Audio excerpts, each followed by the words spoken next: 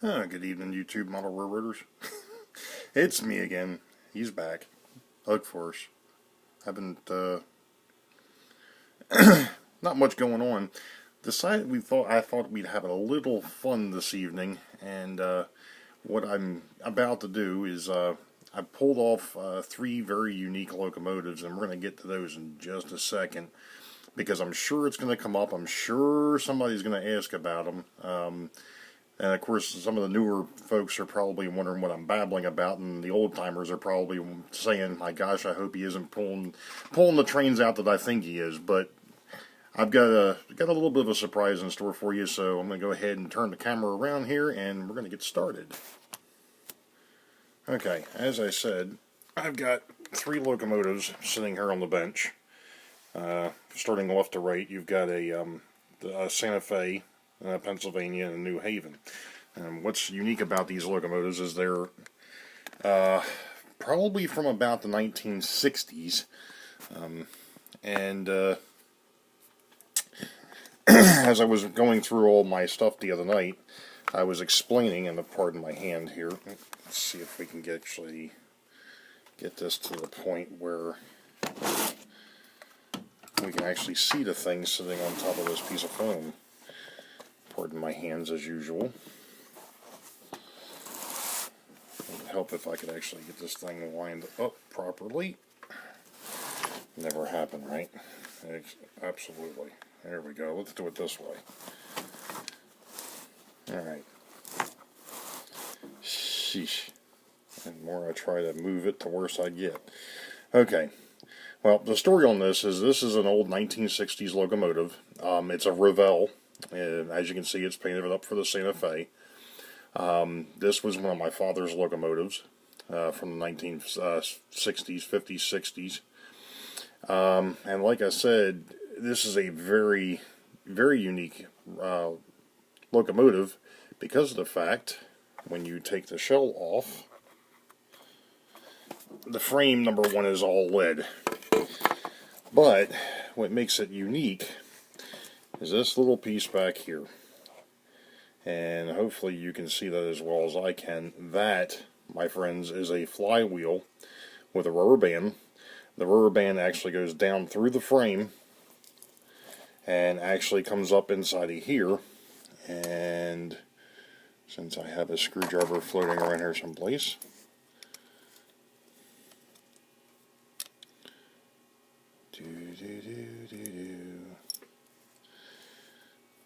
This makes,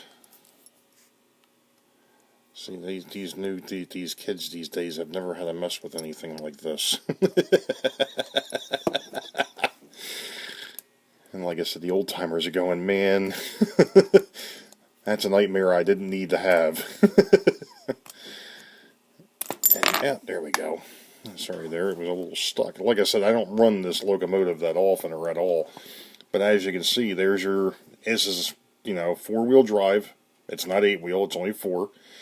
And it's four-wheel pickup, but it's two wheels on this side and then two wheels over here on the front truck.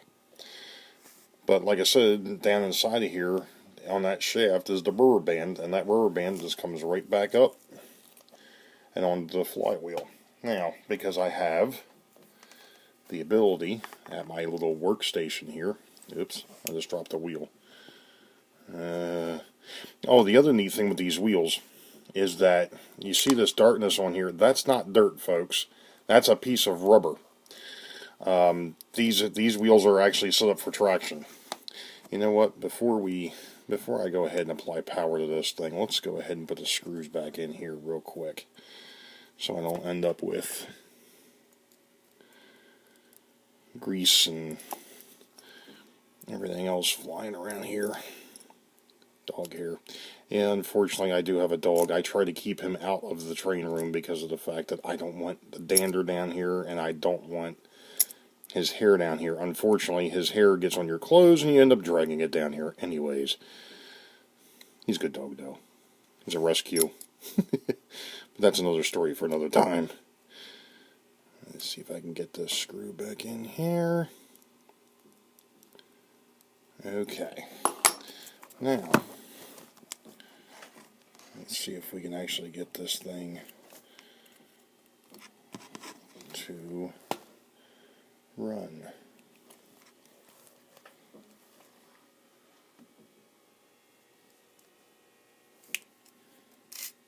Yeah, it'll run when I put the...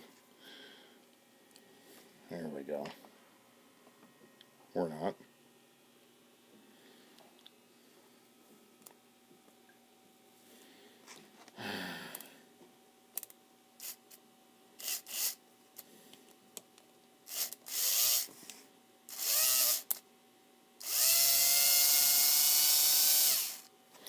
Sorry, I didn't want it to spin up like that, but I'm trying to get it to... There we go. Yeah, it's not exactly the quietest thing, it's not very noisy either, but... And she will run. Not a very good pulling locomotive, though. But that's that. So that was the first one. And because of the fact that I was looking for parts, I saw that somebody was selling another Revell, and then I got this thing. I call this thing the meat grinder. This thing I refuse to run, namely because of the fact that, yes, there's a jack shaft, and it's exposed. Which means that you can grease it to make it quieter, but guess where all the grease goes? Onto the track. Which means that's not good. So... Like I said, this one here, that's just a spare. That's just spare parts. Kind of reminds me of the old Mashes commercial. The extra S that stands for salt. We throw that away. I probably should do that with that. But then across eBay came this dude that somebody had so kindly cut the back end off of. Now this one here is another Revell, and unfortunately the side frame keeps coming off on the one side. But one of the things that I noted here is, number one, there's a counterbalance for the flywheel, and this one here actually doesn't have a clutch. This is a direct drive. The other one's actually got it almost looks like a clutch mechanism. So this one here might be a little bit newer than what the Santa Fe one is. But I've got something to play with. I've got extra parts, so hey, if I ever decide to run the things and I come across a problem, at least I know I've got parts to fix the original one and it can sit. Like I said, I don't run those Revell locomotives that much because of the fact that they're so old. Let's see, what else have we got up here that's unique that we were talking about the other night? I think the only other ones would be these wonderful Mantua Taiko units. And I have yet to really find a decent way to get into these things. There's a way to do it. I've done it, but it is not. It is actually absolutely a bear to get into them. You basically have to take the whole rear end of the locomotive off. And like I said, it's just a pure pain. Again, this one, and I've got one more. I don't run them because of the fact that they're such a sucker to fix. But, just like I was explaining the other night, everything that sits up on that shelf will run to some extent. Of course, this thing's been sitting so long, it's probably... There we go. But it will run.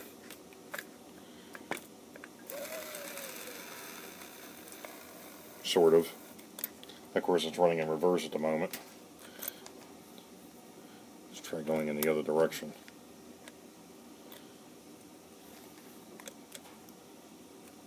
Oh, come on.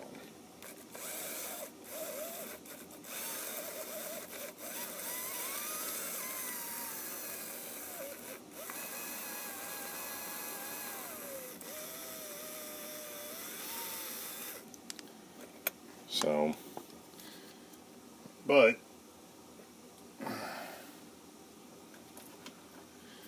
that is probably without a doubt the most unique ones that are on here these days. I've got a couple of Bachmann, older Bachmann sets. Like I said, the Orient Express. I should have pulled that over here too. The Orient Express with its powered tender, where the locomotive is being, the actual locomotive itself is being pushed. I always thought that was rather fascinating, and I thought, well, that was unique. I'm sure they probably only did that with that particular model. No.